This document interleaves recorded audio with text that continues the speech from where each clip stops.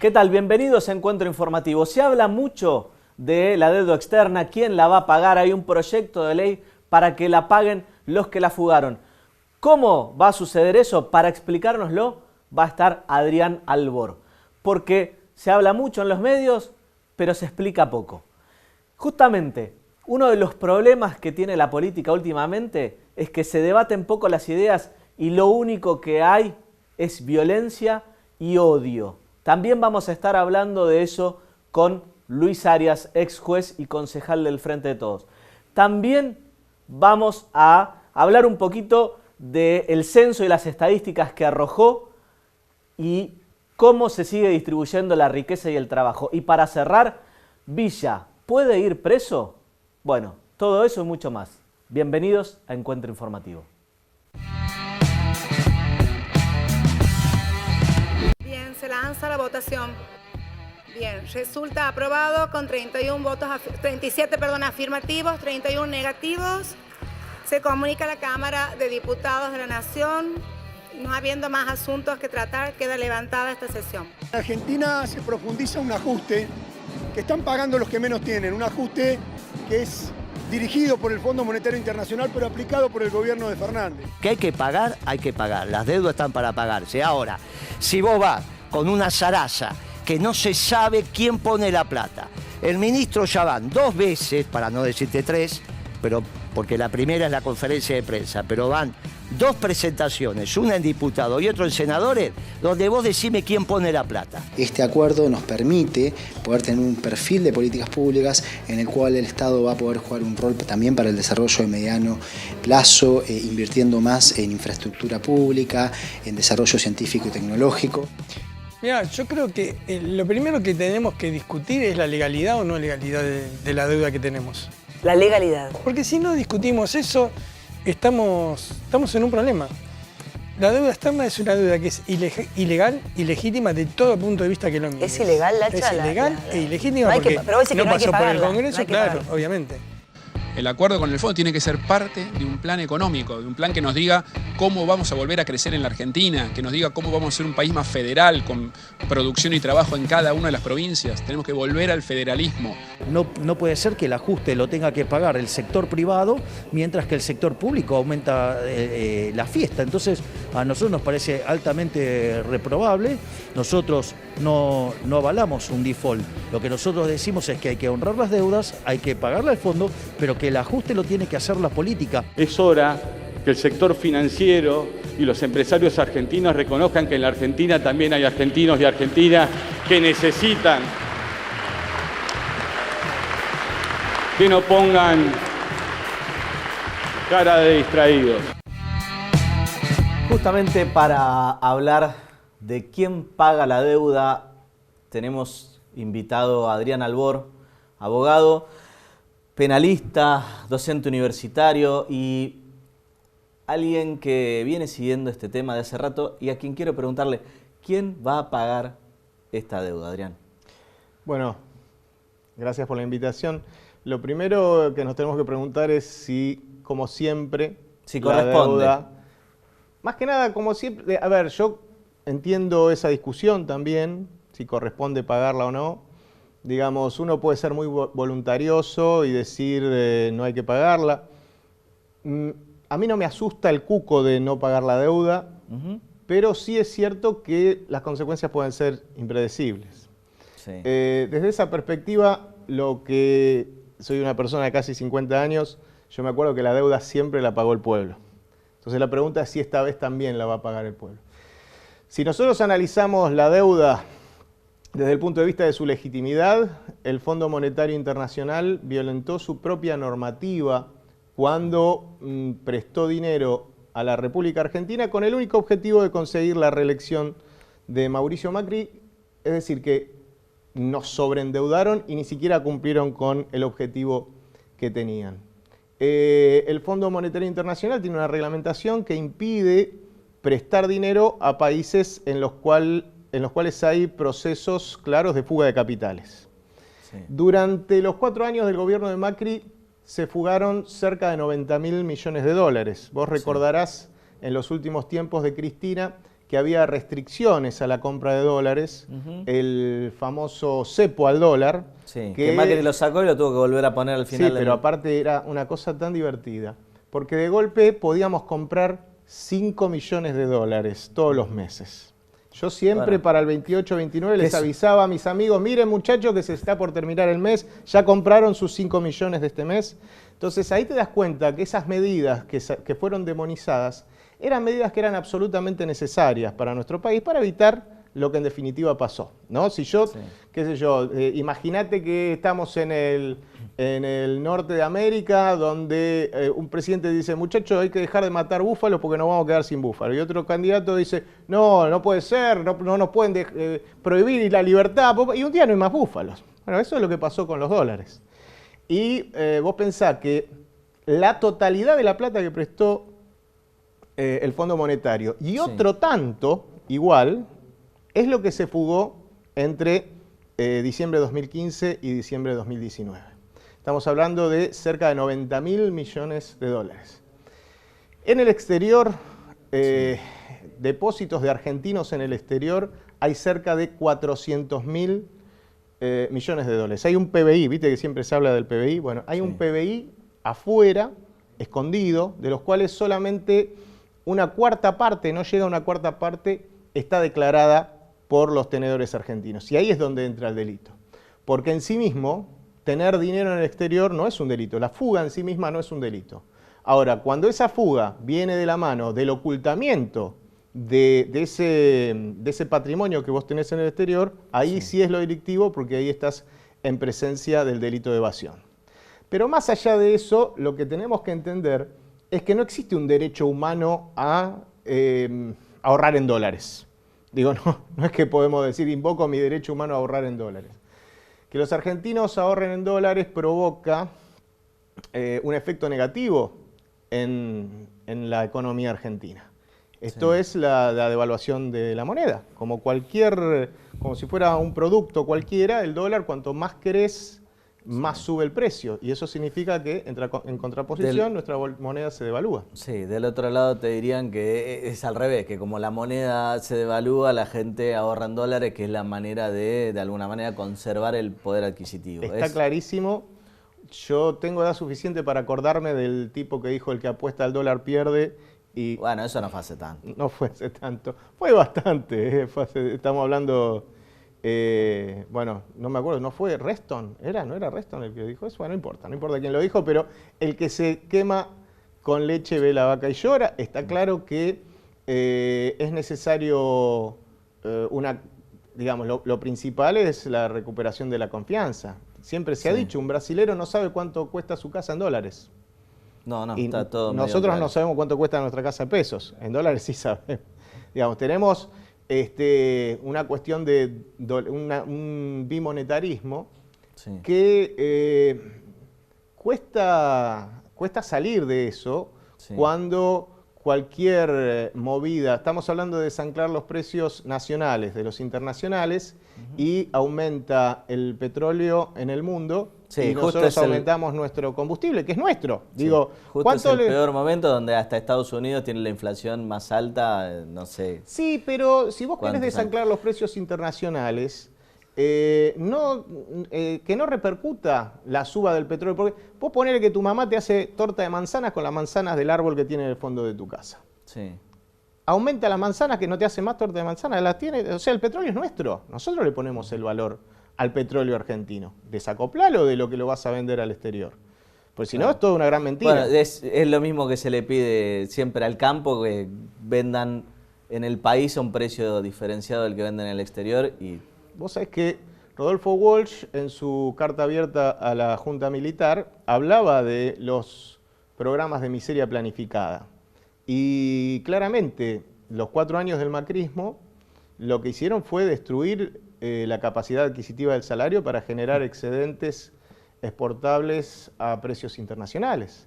Retomando el tema de la fuga, ¿se puede juzgar a quienes fugaron los dólares y a quienes tomaron la deuda? ¿O es algo que, más allá de que existan o no causas penales al respecto, no no van a prosperar.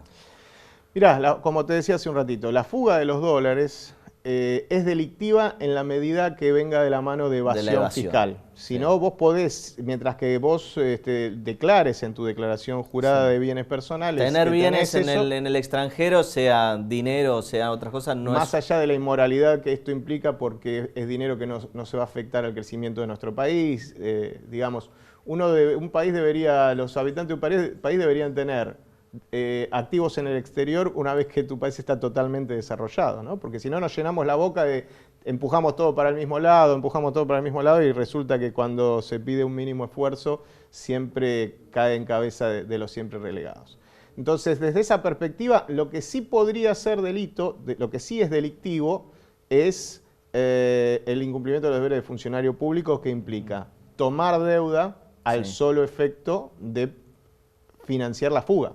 Porque, digamos, los 40 y pico de mil millones de dólares que ingresaron al país no fueron a obra. De hecho, se paralizó toda la obra porque un requisito que puso el Fondo Monetario fue precisamente política de austeridad. Entonces, si vos me decís que se tomó deuda para hacer caminos, puentes, puertos... ¿Y cómo se puede conectar justamente la toma de la deuda con la fuga? Porque, a ver, es una cuestión lógica, ¿no? Cualquier delito hay que probarlo y en este caso habría que demostrar esa connivencia o ese grado de participación criminal entre quien toma la deuda y quien la fuga. Bueno, ahí tenés una figura que es la figura del incumplimiento de los deberes de funcionario público. Sí. Entiendo que podría demostrarse que la finalidad que hubo fue una finalidad exclusivamente de dedicarle ese dinero a la fuga. En la medida que eso se demuestre, se estaría incurso los funcionarios en este delito, porque ellos tienen... la responsabilidad del funcionario público tiene un último momento, que es el de rendir cuentas de su gestión. Entonces deberían rendir cuentas de qué es lo que se hizo con ese dinero, y sabemos que lamentablemente se dedicó enteramente a la fuga. Esto es cuando, como decíamos hace un rato, pasamos de que vos tengas que justificar con ingresos la posibilidad de compra de dólares y el Banco Central autorizarte de acuerdo a lo que fue tu facturación o lo que fue tu salario, pasamos primero a poder comprar 2 millones por mes y después 5 millones de dólares por mes. Por supuesto que eso no lo podía hacer cualquiera. Pero... No, está claro que cualquiera de nosotros no lo podía hacer ni una vez por mes ni una vez por vez en la vida. Absolutamente, pero había quien lo podía hacer. Entonces, esos dólares que entraban no se dedicaban a hacerle llegar cloaca a un pueblo, o agua potable, o un puerto, sino que se ponían en este invento que fueron las LELIQs, las LEVAQs. Todo eso pasó por bancos que generaron, mientras el país se destruía, tuvieron unas ganancias exorbitantes. Decime una cosa, dentro de este proyecto que hay justamente para que sean quienes fugaron los que paguen la deuda, ¿cómo eso se implementaría? Porque me parece que una de las cosas que falta explicar bien es, bueno, ¿de qué manera se haría efectivo ese pago? Bueno, de lo que estamos hablando es, como decíamos hace un rato, de los 400.000 millones de dólares que tienen los argentinos en el exterior, no llega a 100.000 lo que está declarado. Todo lo demás es delito de evasión. Y tiene previstos, la evasión tiene prevista una multa que está relacionada con el monto evadido. Sí. Acá lo que se pretende es que la gente repatrie ese dinero, que pague una multa. Vos fíjate que solo con poco más del 10% de lo que hay en el exterior, ya estaríamos en condiciones de devolver toda la que pidió Macri. O sea, sería a través del pago de las multas que se recuperaría el dinero suficiente para pagar la deuda. Se ha buscado... Digo, porque esto es algo que se habló por ahí en los medios, pero nunca nunca he visto una explicación clara de, bueno, ¿cómo se recaudaría ese dinero para pagar la deuda? Para mí es un blanqueo. Bien. Lo que pasa es que no se utiliza la palabra blanqueo, ni se utiliza la palabra multa. Hay una manera de comunicarlo esto, donde se exalta el valor de proteger a la patria. Sabemos que la deuda externa es a los países un freno en su crecimiento. Hay una explicación maravillosa que hace Rafael Correa de cuando explicaba en una mesa, hacemos tantos barriles de petróleo por día, tanto esto se va a la deuda, que ni siquiera se pagaba la deuda, sino intereses. Entonces lo que hice fue pagar la deuda y esto que antes se iba lo pude dedicar a hospitales, a escuelas. Entonces la deuda externa es una nueva forma de colonialismo de los países. Entonces lo que se está comunicando es, traigan la plata, rescatemos al país y volvamos a crecer y van a poder volver a juntarla, van a poder juntar mucho más, pero sin que sus hermanos argentinos la pasen tan mal como la están pasando. Bien, bueno, clarísimo, Adrián. Te agradezco muchísimo la explicación, por lo menos es clara y entendible, que es lo que hasta ahora nunca sucedía, ¿sí? O por lo menos lo que hasta ahora no había visto en ningún lado, por eso te agradezco muchísimo que hayas venido y bueno, espero que sigas viniendo a este programa, que la verdad es un placer poder tenerte, justamente por eso, porque podés explicar las cosas sin sobresaltarte, que a veces me pasa con otros invitados que se ponen nerviosos cuando les empiezo a preguntar y que expliquen las cosas para que se entiendan, ¿no? Bueno, así que, cada vez que me invites, con todo gusto, Juan Pablo. Bueno, muchísimas gracias. Muchas gracias. Ahora quiero que vean el siguiente informe antes de pasar al próximo bloque. Yo no te tengo miedo, ningún miedo. Y mirá, vos que lees a los psicópatas. Cuando alguien dice no te tengo miedo, es porque está cagado en las patas. Buscá Mandela.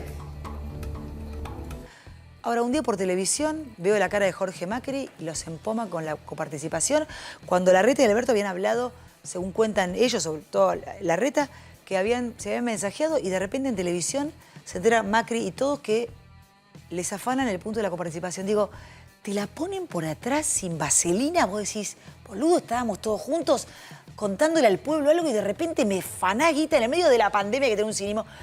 Y después te dicen, no, porque la matanza, porque el pobrismo, qué sé yo, nosotros somos... Va a tener un hijo en el Otamendi, no en el hospital Néstor Kirchner de la Matanza. ¿Sabés lo que pienso, Guillermo? Pero entonces decí lo que pensás. Pero a la ¿Quién hora te hace decir a vos que el problema de este país no es la oligarquía? ¿Pero quién importa? Los dueños de los campos, pero las ¿quién te dice? Pero estás equivocado, no sabés cómo funciona. No, vos estás equivocado. ¿Cómo vas a decir? No, vos estás equivocado. Las agroexportadoras son. Guillermo, 30.000 palos por año. Evaden. ¿Cómo vas a decir en la televisión un muchacho de la causa nacional, de la matanza, que estuvo preso, que el problema no es la oligarquía en este país? Pero ¿cómo se te ocurre decir tamaña barbaridad? Bueno, hacé la interpretación que vos quieras. Está diciendo una gansada. No, el idiota sos vos. Una gansada. Que decís que no es la oligarquía el problema. No, querido, el sector agroexportador, que son norteamericanos y chinos. Sentate, porque norteamericanos y chinos. Vamos a parar vergüenza. Sentate ahí. No te paráis. Martín Migoya, el creador de Globan, uno de los fundadores de Globan, es un egresado de la Universidad Pública, Universidad de La Plata. Bueno, la vida, Martín Humarán, de la Universidad de La Plata. ¿Pero qué tiene que ver? Bueno, digamos, o sea, a ver, y eso amerita, digamos, que, digamos, o sea, la educación pública se haya convertido en una máquina, digamos, de generar cerebro marxista, digamos, que nos empobrecen. Yo creo que hay que agarrar la teoría abolicionista de Zaffaroni, que ha envenenado a la Argentina, tirar a la basura y decir, el delincuente, la víctima es víctima. Al delincuente cárcel o bala, y a la víctima se la protege, pero con el cuchillo en la boca. Lamentablemente no saben hacer nada. Entonces no es que no hay trabajo, lo que no hay gente capacitada y preparada. Lo que yo propongo es con este servicio cívico obligatorio es capacitación. Salís del secundario, no trabajás y estudiás, estás obligado a ir. Es lo que proponía Patricia Bullrich, ¿no? Para el plan de los Nini, que lo abrió, que se inscribió gente. Después no sé en qué quedó pero eso, que pero sea cuando la obligatorio. ministra... Él le cobra 4 mil pesos por cada beneficiario. No se hace eso. El que engancho haciendo eso en mi organización, lo rajo. Eso no se hace. Hablo en nombre de los pobres. No le cobren más a los pobres. 4, ¿sabes cuánto vale un micro de La Matanza? 20.000 pesos. 100 micros de 2 millones de pesos. Los pobres tienen que estar pagándole la iniciativa política al Partido Obrero. No jodamos. No lo hagan más. No lo hagan más. Sí, claro, contesta. Claro. Sí, sí. Mirá, nosotros no le cobramos nada a los compañeros de los que habla Delía, que no conoce, le puede preguntar si le cobramos, al que quiera. Y es una barbaridad lo que dice, porque se lo coloca en el mismo terreno que Milei.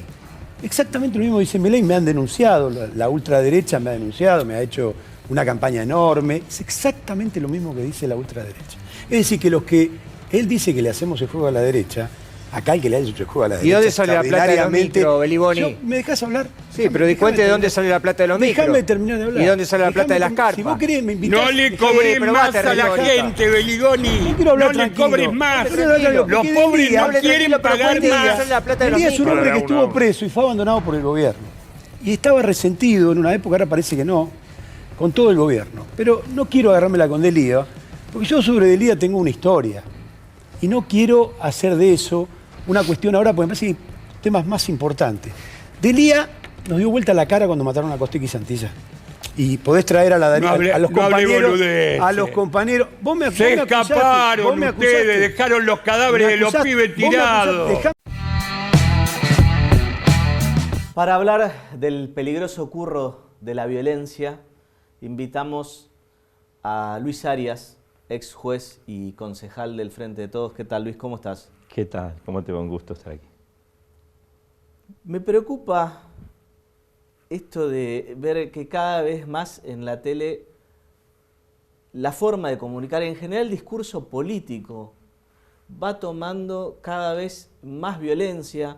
A ver, arrancó, si se quiere, por la extrema derecha, ¿no? Con Milei como estandarte de, bala para los delincuentes, pero el problema con la bala para los delincuentes es la historia de que en qué momento lo juzgamos, ¿no? Porque si primero disparamos y después preguntamos, bueno, enseguida nos pasamos de rosca.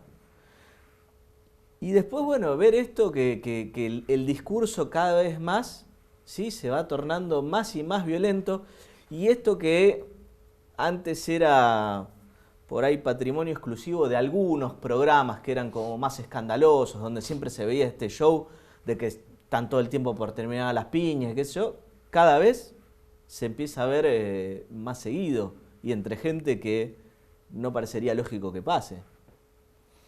Sí, así es, efectivamente. Es un recurso que se utiliza cada vez con más frecuencia y yo creo que tiene que ver también con un contexto social, donde uno la violencia la percibe en las calles, la percibe en las relaciones interpersonales.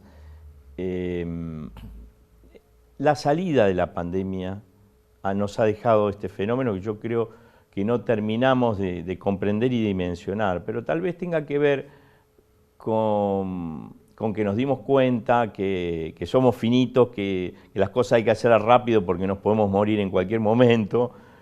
Y pienso, se me ocurre que eso puede tener que ver junto con la situación social crítica que a muchos le ha tocado padecer durante el aislamiento.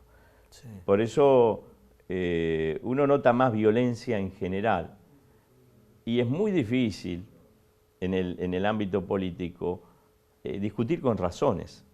Sí. Siempre se discute con epítetos, con frases rimbombantes, y esto perjudica la conciencia política, ¿no? Uno apunta a generar conciencia política a través de la razón, a través de la comprensión, y esto lo que hace, en definitiva, es favorecer a la derecha, que se niega a que se profundice las problemáticas, a que se comprendan, precisamente esto que hablábamos de generar un conocimiento de lo político. ¿Por qué justamente hablas de que esto, o esto le sirve a la derecha? ¿Por qué le sirve más a ellos que a otros?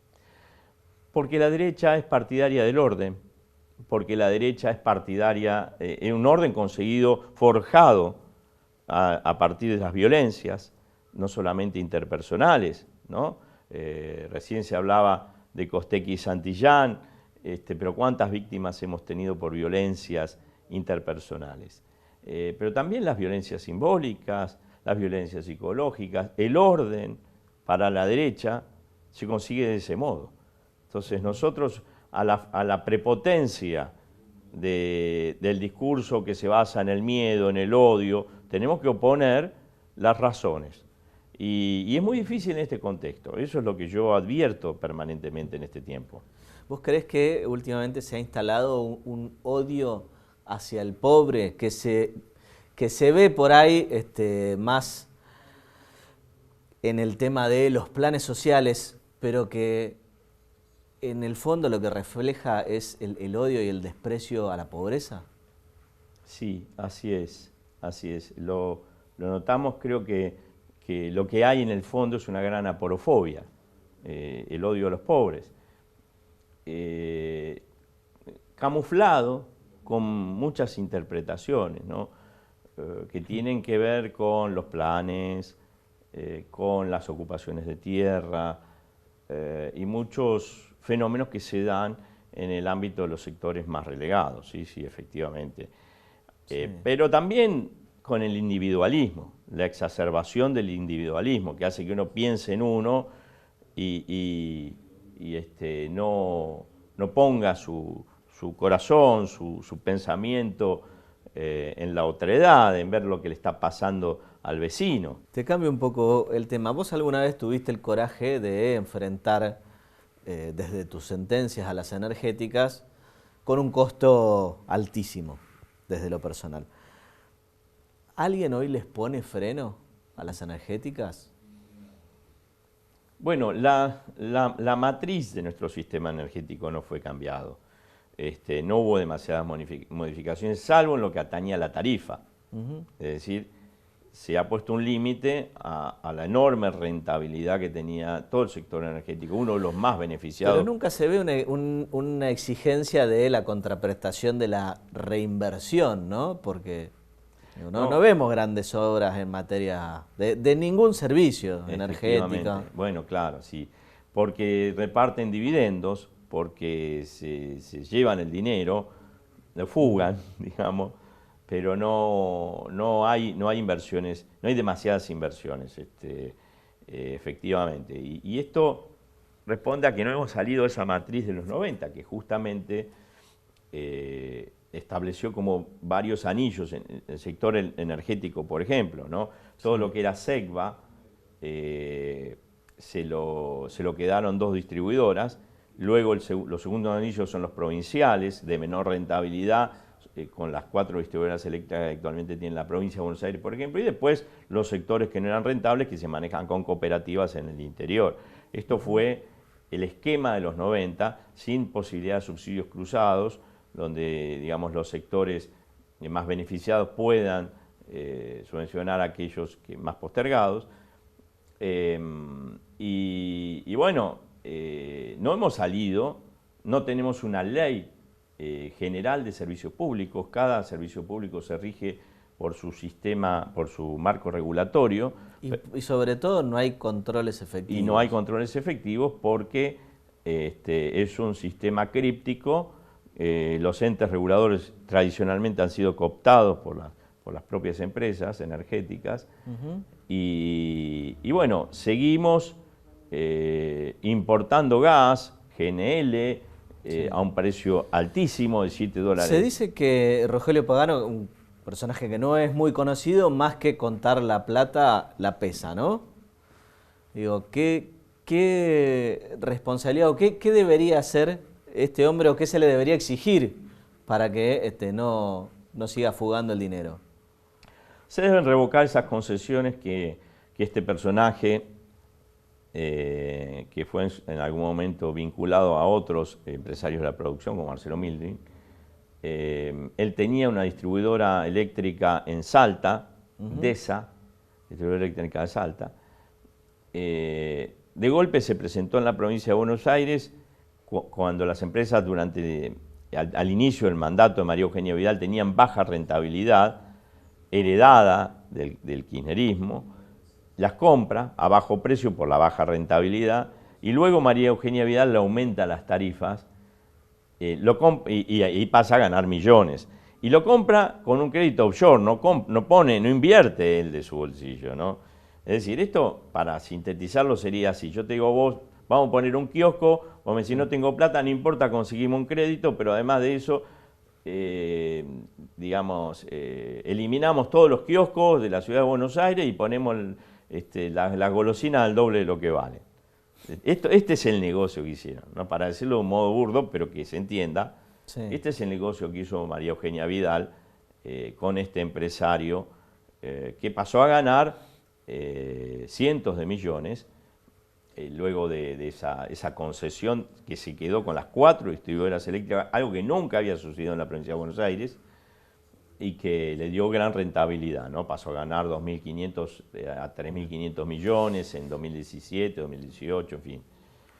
Un gran negociado que se vio perjudicado con las medidas judiciales que dicté, sí. Que le hacía perder, lógicamente, gran parte de ese dinero. Bien. Muchas gracias, Luis. No, por favor. Ahora vamos a pasar a un informe sobre algunos resultados que fue arrojando el censo, donde evidentemente creció la población, pero parece que no creció la riqueza y tampoco creció el trabajo. Mira. Somos 47.327.000, bueno, 407. Ese es el número. Lo dijo perfecto. Sí, acá lo estoy chequeando. Y esa es la cantidad de habitantes que tiene nuestro país. La verdad, no alcanza. Puedes tener que decir, bueno, gasto esto este mes, gané tanto, pero tienes que ajustarte todo el tiempo. O sea, incluso para comprar comida estás teniendo que usar tarjeta. Y a fin de mes, sí. Más a fin de mes. Más la última semana, seguro. Y si no, los números como que no dan, ¿no? No, tal cual. ¿A qué te dedicas? Yo soy abogado. Pregunta, ¿qué día del mes te quedas sin plata? Y está duro llegar a fin de mes, la verdad que el tema de la inflación está heavy, la verdad que sí. Y más o menos, sí, para fin de mes ya no llegás, tarjeteás, tenés que tarjetear. O sea, ¿cuándo más o menos te quedas sin plata? 25, 20, 25 ya estás. 20 ya sin nada. ¿Te hace difícil llegar a fin de mes? Muy difícil. ¿Por dónde se recorta? Creo que la comida. Al principio débito y después, bueno, se puede crédito. No tengo plata ni para cargar la SUBE, pero bueno. ¿Verdad? Y la verdad es que a veces me pasa así. Pues yo entiendo tanto a la gente que no le alcanza la guita, porque yo soy, viste, de la típica clase media que nunca nos alcanza. Hay un deterioro generalizado en nuestra sociedad respecto de los ingresos. Y hay una inflación muy alta sobre los alimentos y entonces, bueno, está comprobado que quien tiene poquitos ingresos lo usa mayoritariamente en comer. Estamos ahora con Sergio Omar Rodríguez, abogado laboralista. ¿Qué tal, Sergio? ¿Cómo estás? ¿Cómo estás, Juan Pablo? Bueno, contame un poquito cómo es esto de que, a pesar del incremento de la población, bueno, el empleo no creció en términos proporcionales de la misma manera que la población. Claro, viste que el INDEC siempre nos da malas noticias. Sí. Mensualmente nos da el índice de precios al consumidor. Ese ni lo hablemos. Y ahora tuvo su actividad decenal, que es su actividad de censo de la población. Esta actividad que hace cada 10 años, pero que en esta oportunidad se hizo a los 12 años. El último censo que tuvimos fue en el 2010, no sé si te acordás, que justo coincidió con el fallecimiento del expresidente Néstor Kirchner. Sí. Y ahora tuvimos que cancelarlo, o tuvieron los del gobierno que cancelarlo justamente por estos 2 años que tuvimos esta contingencia sanitaria que fue la pandemia del COVID-19. En ese censo sale que crecimos un 18% en lo que es la nomenclatura poblacional, es decir, la cantidad de habitantes que existen en la República Argentina. De ese 18% sale el número de que somos 47 millones de argentinos. ¿Viste el número que usamos a fin de año para armar feliz año nuevo a los 47 millones de argentinos y demás? Todo eso que usamos mucho. Vos porque sos popular, yo no saludo a toda la nación. No, pero vos tenés que empezar a saludar a la gente te saluda todo el tiempo a vos. Entonces, este número, ¿qué hice yo intuitivamente? Sí. Me fui a una encuesta. ¿Sí? En realidad es un estudio que hizo una consultora que se llama Ecolatina, que midió en un estudio que no tenía nada que ver con el censo, para buscar más imparcialidad, midió cómo fue el crecimiento de ¿qué? De la torta, ¿sí? Sí. De lo que genera riqueza en nuestro país, que es el Producto Bruto Interno.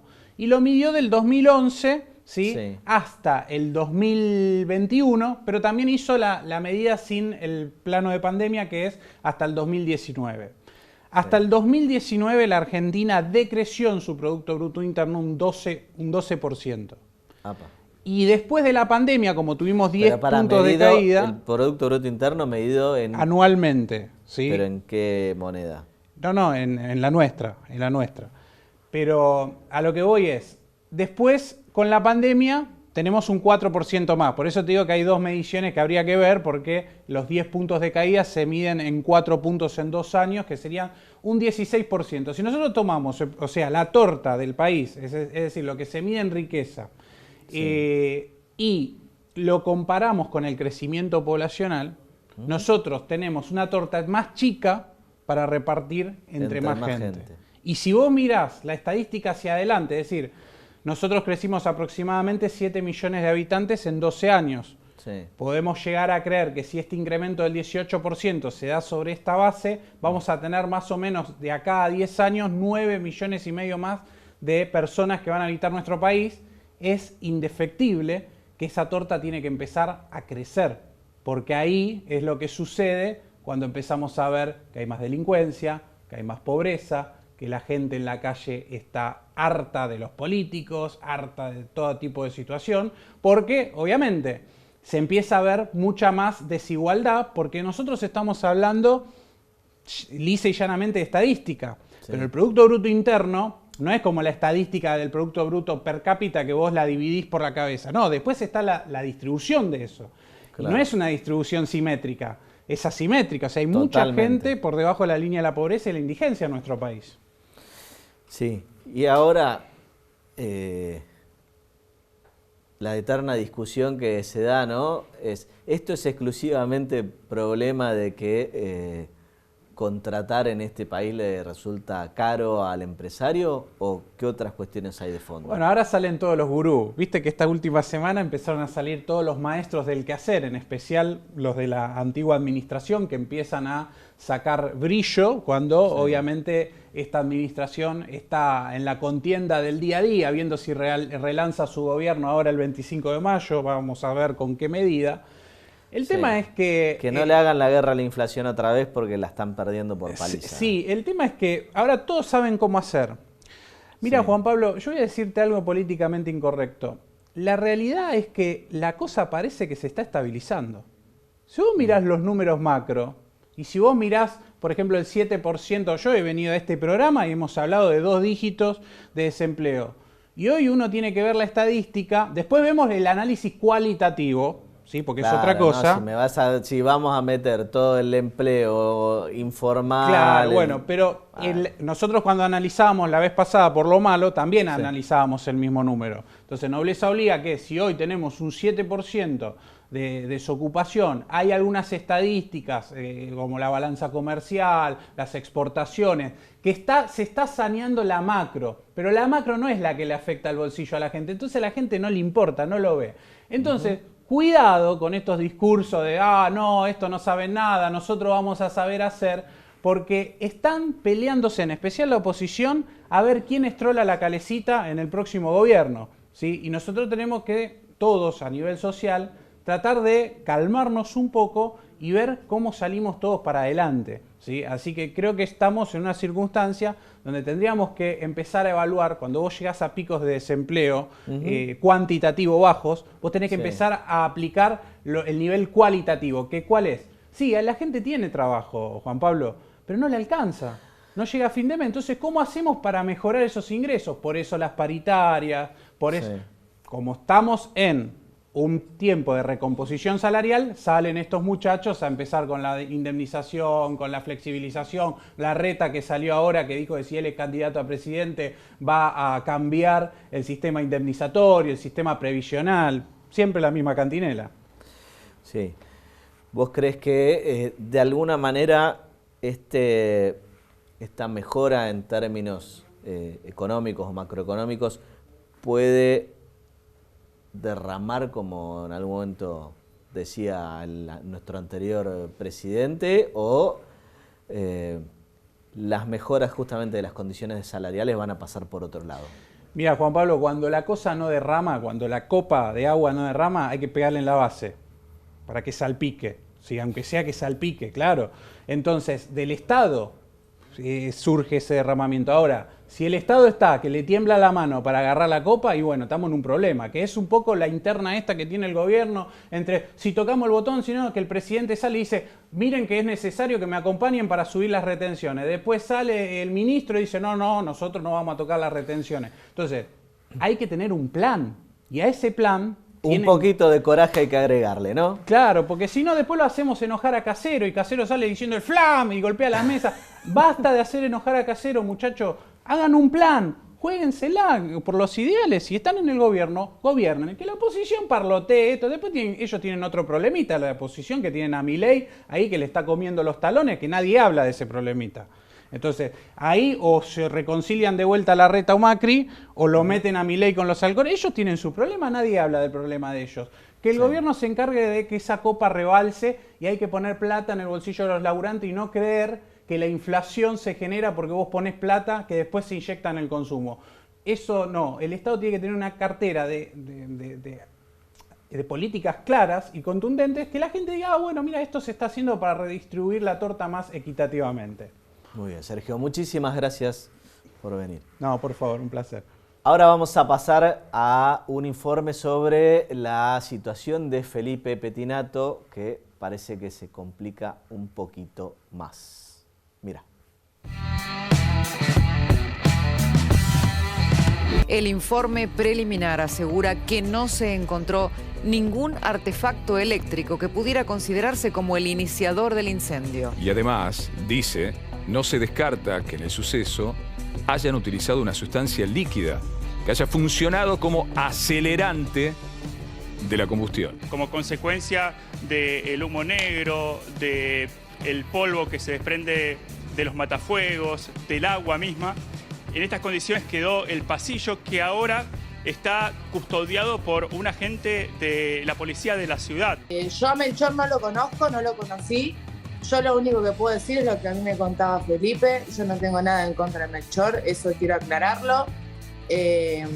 Pero sí, Felipe me contaba que eran muy amigos. Felipe lo admiraba a Melchor, lo quería muchísimo. Y él me decía que bueno, que le conseguía las pastillas que él consumía, que cuando iba a la casa consumían juntos, que los dos consumían pastillas. Iba a ir a Dharma, una clínica que está situada en Boedo. Es mucho más chica, mucho más reducida, y como los peritos dijeron que él necesitaba un tratamiento prolongado, lo trasladan y se toma la decisión en ese momento. Esta clínica se llama Solar Colonial en Castelar. Dharma es una clínica psiquiátrica. Psiquiátrica, las dos son psiquiátricas. Básicamente lo tuvo varias veces en su casa personal, donde él lo monitoreaba diariamente, todo el día. Y bueno, me contó Melchor que nunca hablaba de nada, nunca, era muy hermético. Una sola vez me contó que este chico lo corrió con un cuchillo dentro del departamento y que lo corrió con una sartén en el departamento. Las dos veces Melchor lo pudo controlar. Bueno, para ver cuánta fuerza tienen algunas conjeturas, nada mejor que invitarlo a mi colega y amigo Jorge Alfonso, abogado penalista. ¿Qué tal, Jorge? ¿Cómo estás? ¿Qué tal? ¿Cómo te va? Gracias por la invitación. La verdad que lo de amigo y lo de colega, somos colegas, lo de amigo me gustó. Yo te considero mi amigo. Y lo que pasa es que cuando se prende la cámara, yo tengo que mentir en cámara, por eso. Está bien. Escuchame una cosa. A ver, ¿qué hay de esto de que, como veías en el informe, se habla por ahí de algún acelerante, en definitiva lo que se va deslizando es la posibilidad de que hubiera un incendio provocado de manera intencional? ¿Qué se sabe de esto?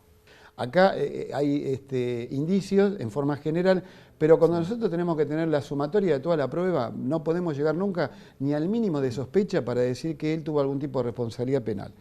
El acelerante puede ser que esté, no sé, hablaban de que si jugaba o no jugaba con un encendedor, si lo tenía o no lo tenía. Algunos tienen tips, se llaman tips, no sé.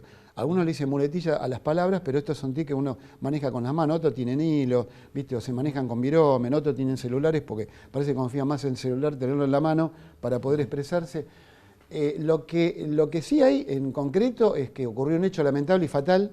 Hay dos familias realmente que están destruidas. Por un lado, lamentable, y hay que tener respeto en este sentido por la familia del fallecido. Era un gran profesional, tipo muy destacado a nivel mundial, y lo que le está pasando a Pettinato, que lamentablemente es un problema de adicción. Cuando vos tenés un brote psicótico, vos perdés la realidad.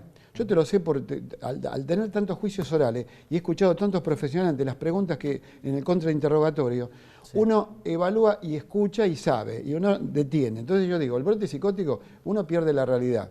Ahora, vos podés llegar a decir, la adicción es una enfermedad mental, tampoco. Él tiene un problema que tiene que curar. Por eso ahora, aparentemente, hubo unas idas y vueltas que él dijo, hay una cuestión económica, está enojado porque lo quieren llevar a una granja. Hay que, a ver,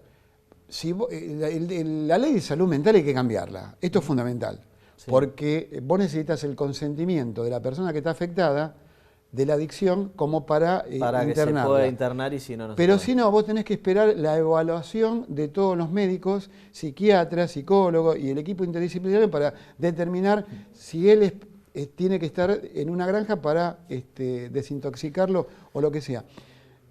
O sea que hoy determinaron en pocos minutos si era peligroso para sí y para tercero, por lo que ocurrió. Pero en el contexto general de lo que es la comunidad probatoria, pero muy lejos está que el fiscal o el juez lo puedan llamar a una indagatoria. ¿Sí? Para que la gente entienda, indagatoria es cuando hay sospecha o motivo suficiente para que vos te lo citen porque hay pruebas en contra tuyo. Lo tiene que citar a una testimonial.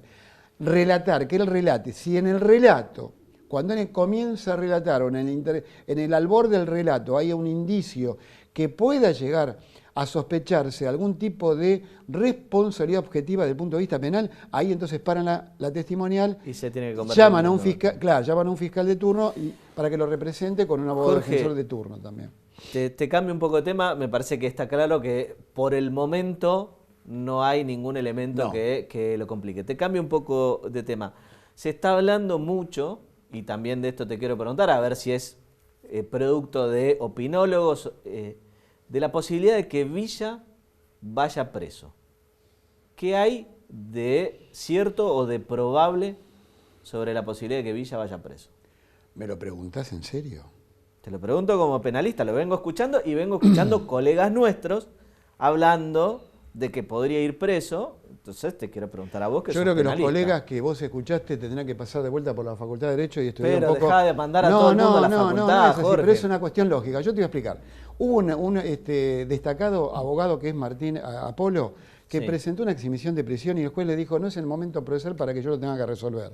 Si vos tenés una imputación, estamos hablando del Código Procesal de la provincia, el Catálogo Procesal de la provincia de Buenos Aires, que en su artículo 185 dice, cuando vos hay una sospecha o motivos o una imputación, ¿viste? Yo salgo de acá, imputo que vos me amenazaste. Vos estás imputado y te presentás a la justicia y pedís una exhibición de prisión, porque no sabés de dónde puede o qué pruebas puede haber, sean legales o ilegales, que a vos te imputen objetivamente esa responsabilidad penal.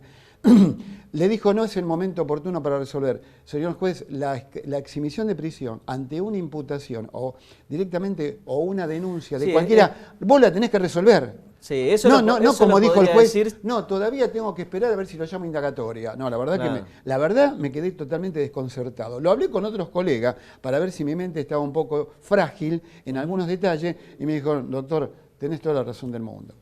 Algunos tienen que pasar por la Facultad de Derecho, los jueces también. No, pero hablando de esto, hablando en serio, lo que dije también era en serio, pero digo, hablando del punto objetivo de la causa, se habla de los chats. Los chats son idas y vueltas. ¿A Villa qué es lo que se le imputa concretamente? Se le imputa un abuso. Bien. Se le imputa un abuso, con acceso carnal, según el relato del abogado que la patrocina legalmente. Es el letrado patrocinante de la particular damnificada. En capital es querella. Perfecto. En caso de... Hay una cuestión, ¿querés que te diga algo fundamental? Digo, el delito en sí es grave. Y tiene una pena mínima de 8 sería... y una máxima de 20 años. Bien, perfecto. Entonces, pensémoslo desde lo formal. Potencialmente ante un delito grave, con esa pena en expectativa, podríamos hablar de un peligro de fuga. Estamos hablando igual de un jugador de fútbol, me parece un poco descabellado. Y en definitiva me parece que Villa está a derecho, con lo cual no veo, por lo menos, mucho sentido a la, por eso por lo vengo menos a la preventiva. A este programa, porque sos un tipo inteligente y tenés criterios jurídicos. Y que no se enojen los otros colegas, que no tienen criterios jurídicos. Porque dicen, en su momento, cuando fue denunciado la primera vez, que ahora está por cerrarse lo que sería un juicio abreviado donde él asume la responsabilidad objetiva de lo cometido. Es un acuerdo entre el fiscal y la defensa, que después tiene que ser homologado por el juez. Que el juez puede decir, yo creo que no se puede homologar esto y tiene que ir a juicio directamente para que se ventile, porque a mí me trae dudas esta homologación. Ahora, yo digo, se había ido afuera, se fue un mes, creo, no sé, de vacaciones. Entonces dice, puede ser que haga de vuelta lo mismo y no quiera volver más. No, señores, esto es claro, estamos hablando de Villa, estamos hablando de un... porque acá hay que diferenciar dos cosas, lo que es el jugador, y como bien lo dijo Riquelme, Riquelme dijo, desde el punto de vista de la institución, que ellos tienen un departamento de inclusión, desde el punto de vista de la institución, Villa es un jugador destacado y para el club. Lo que hace en la vida privada es un tema de Villa, no hay que mezclar. Ayer estaba escuchando programas de televisión donde mezclaban que había responsabilidad por parte de Boca, que tenía que hacerse cargo Boca, que era responsable Boca por las acciones de Villa. Las acciones desde el punto de vista penal son humanas. Si vos me pegás a mí una piña, me cometés un delito de lesión, según la lesión que me cometa, pero no voy a responsabilizar a todos los que están acá presentes por el hecho que vos me pegaste. ¿Se entiende? Porque la acción es humana y la responsabilidad es de la persona que la hace. Entonces yo digo, tenemos que ser muy cuidadosos con esto porque es mucho de hablar. Se hablaba que estaba apretada, voy a hablar en estos términos coloquiales para que la gente entienda, que habían apretado a la médica, que la médica no se animaba a ir a declarar porque es una figura pública, porque tenían miedo por el entorno de Villa. Son todas conjeturas absurdas que es para condimentar un poco más de fuego a algo que realmente... ¿Por qué? Porque lo que dijo la médica, aparentemente lo que ella le relató cuando la atendió, la médica no lo pasó al papel, no lo escribió. Entonces, cerraría todo como para que se lo cite supuestamente a indagatoria, porque habría elementos, porque tenés una testigo que fue la testigo directa, que la atendió y dijo, yo acá observo tal cosa, pero no lo puso en el papel. Entonces, no hay lesiones. Bueno, no hay lesiones compatibles con abuso sexual. Y no hay violencia de género. Entonces no le podés imputar ningún tipo de delito. Yo creo que en las próximas horas se tendrá que hacer cargo la médica de lo que declare, pero en las próximas horas yo creo que directamente no va a haber ningún tipo de imputación. Y no como dicen algunos colegas, inminente detención de Villa el día lunes. Ayer después de la cancha, inminente detención de Villa. Es la semana que viene lo seguimos hablando, a ver qué pasó. Nosotros ahora tenemos que irnos, así que les agradezco por estar ahí. Nos vemos la semana próxima con mucho más encuentro informativo.